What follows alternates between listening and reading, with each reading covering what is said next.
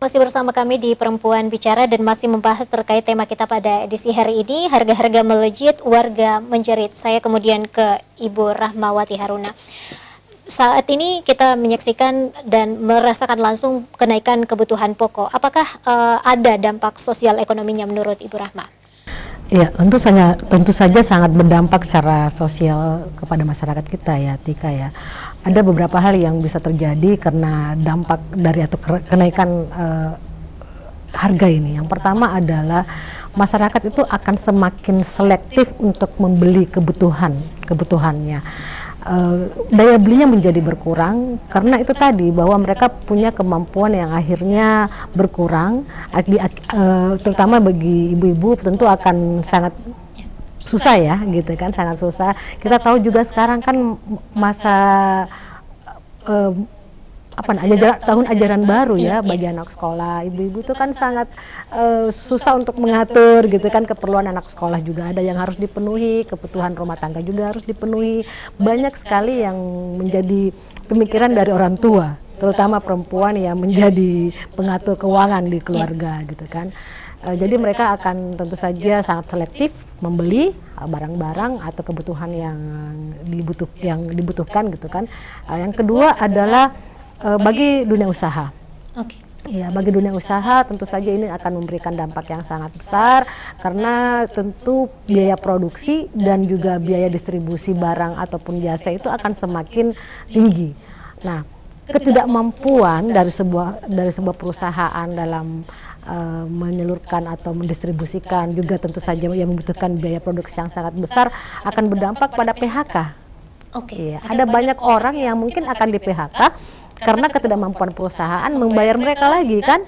Nah, ini tentunya menjadi masalah baru karena pengangguran akan semakin meningkat gitu kan, dan mereka juga akan menjadi beban bagi masyarakat yang ada di sekitarnya. Akibatnya bisa jadi juga akan menaikkan tingkat kriminalitas. Ya, tingkat kriminalitas dari masyarakat itu kan juga karena adanya tekanan atau mereka sudah frustasi ya secara ekonomi, secara sosial begitu, sehingga bisa saja menghalalkan semua cara termasuk melakukan tindakan-tindakan kriminal yang akhirnya ya membuat juga kegaduhan-kegaduhan sosial di tengah-tengah masyarakat. Itu yang tentu saja sangat bisa mempengaruhi atau menjadi dampak yang sangat kuat dari adanya kenaikan harga yang terjadi sekarang. Oke, jadi sampai sebesar itu dampaknya Bunda ya dengan kenaikan harga kebutuhan pokok itu? Ya, tentu saja itu sangat besar ya, akan mempengaruhi seperti itu karena masyarakat kita kan sudah dalam tekanan. Kita harus tahu, kita jangan lupa bahwa kita itu sebenarnya masih dalam masa pemulihan karena adanya pandemi kemarin ini banyak sekali tekanan ekonomi, sosial dan segala macam yang dirasakan oleh masyarakat kita. Belum lagi Idul Adha kemarin masih kita rasakan gitu kan, masyarakat ibu-ibu kan berbelanja kemudian memasak gitu ya untuk kebutuhan di rumah. Tadi di kebutuhan dasar disebutkan ada bawang, cabai yang naik gitu kan, bahkan gas itu sudah sangat membuat masyarakat kita tuh merasa tertekan gitu kan. Terus yang kedua masa tahun ajaran baru ini anak-anak sekolah begitu kan, mereka membutuhkan peralatan sekolah yang baru, baju sekolah yang baru, seragam yang baru, dan itu juga menjadi pemikiran dari ibu-ibu atau kaum perempuan. Jadi sebenarnya juga secara sosial akan sangat berdampak terutama bagi perempuan atau ibu-ibu yang tentu saja merasakan dengan ketat ya adanya dampak dari perekonomian yang terjadi sekarang. Oke, saya ke Bunda Hani. Sebagai latar belakang Anda sebagai bisnis perempuan dan juga seorang perempuan ini merasakan dampak langsung dari kenaikan beberapa kebutuhan pokok itu, apakah berdampak juga dengan bisnis Anda mungkin? Oh iya, sangat. Jadi kami sebagai orang yang berbisnis kuliner ya, khususnya catering, terus rumah makan, itu besar sekali dampaknya. Kenapa saya bilang? Karena satu adalah kita tidak tahu mau menjual berapa. Dengan otomatis adanya harga yang melonjak naik kebutuhan sembako, otomatis kita juga pasti harus menaikkan harga ke customer. Nah, dan kedua adalah dampak kepada kepegawai kami, karyawan kami tidak tahu mereka itu pasti kebutuhannya juga ada. Dengan adanya kenaikan harga juga pasti kita harus menyesuaikan mereka bahwa mereka juga butuh, jadi pasti otomatis kita juga harus menyesuaikan naikkan gajinya. Kemudian juga ketiga yaitu bahwa pada dasarnya kita kan ibu-ibu ya, ibu-ibu itu pasti kebutuhannya banyak. Nah, sementara misalnya kaum suami dengan penghasilan yang seperti yang kita tidak tahu ya, yang dirasakan, seandainya memang kenaikan barang naik dan penghasilan suami dinaikkan juga, gaji ya, khususnya PNS, itu tidak jadi masalah, artinya ada balance di dalamnya.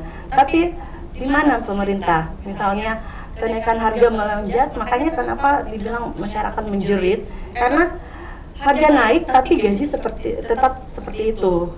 Jadi kasihan buat yang mempunyai anak banyak, terus kebutuhan banyak, dan gaji suami segitu-gitu aja. Kalau yang pengusaha saya rasa juga sih sebenarnya sama juga sih merasakan. Jadi kita sama-sama sih sebenarnya merasakan. Seperti itu. Jadi akan berdampak pada biaya produksi dan juga pada harga yang akan ditawarkan ke customer. Betul. Begitu ya. Saya ke Ibu Rahmawati. Apakah ini dengan naiknya cabai, kemudian naiknya bawang merah, naiknya gas, ini memang kebutuhan pokok ibu-ibu rumah tangga atau seperti apa, Bu Rahma? Ya, Tika, itu sudah pasti menjadi kebutuhan dasar gitu ya. Kalau semuanya disebutkan tadi ada bawang, cabai dan segala macam lagi, minyak gitu ya, itu sudah menjadi kebutuhan yang wajib ada di rumah gitu kan. Karena kan mereka juga, kami nih ibu ya, Tika juga gitu ya. Jadi tidak bisa ditawar-tawar. Tidak bisa lagi ditawar-tawar gitu ya. Jadi sebuah usaha, upaya yang harus dilakukan itu sebenarnya ya dari ibunya kita harus mengatur gitu kan dengan cermat apa yang kita gunakan gitu kan. Karena kan yang disampaikan tadi, semakin besar kebutuhan, semakin tinggi juga biaya yang dibutuhkan untuk mencapai kebutuhan-kebutuhan itu, dan tentunya itu semakin membuat orang banyak tertekan. Ibu-ibu itu akan susah untuk mengatur gitu kan. Nah, disinilah dibutuhkan sebenarnya kesabaran gitu kan, bagaimana ibu-ibu ini bisa mengatur dengan cermat, mengeluarkan uangnya dengan teliti juga gitu kan, dalam artian bahwa semua kebutuhan harus pintar memanage apa yang menjadi kebutuhan dalam rumah tangga. Kemudian kira-kira apa solusi-solusi konkret misal dari pandangan Ibu Rahmawati untuk ibu-ibu di luar sana yang saat ini memang merasakan dampak langsung? Iya, solusinya ada beberapa yang bisa saya tawarkan. Yang pertama itu tentu saja adalah untuk menjaga kestabilan ekonomi rumah tangga itu perlu ada yang disebut dengan selektif dalam memberikan atau mengeluarkan uang untuk pembelajaran kebutuhan, bukan keinginan gitu kan. Kebanyakan dari kita ibu-ibu ini kan keinginannya luar biasa gitu kan. Sehingga kita tidak sadar bahwa sebenarnya apa yang kita miliki itu tidak sebanding dengan apa yang akan kita keluarkan. Itu yang pertama. Kemudian yang kedua adalah mari kita meramaikan pasar-pasar tradisional gitu ya. Karena pasar-pasar tradisional itu kan sebenarnya selain harganya yang mungkin lebih membantu dibandingkan ketika kita pergi ke supermarket gitu ya, itu akan lebih membantu saat timbal balik antara kita dengan penjual sesama masyarakat gitu kan. Itu akan membantu ke masalah keuangan dari masyarakat kita, baik dari penjual maupun kita sebagai pembeli gitu kan. Kemudian yang ketiga adalah mari kita memberdayakan kemampuan kita sebagai perempuan ya, sebagai perempuan kita kan ini sebenarnya seringkali tidak menyadari potensi yang kita miliki. Kita misalnya pintar jahit menjahit, marilah kita mempromosikan diri dalam artian self marketing kita bahwa kita bisa menjahit ya.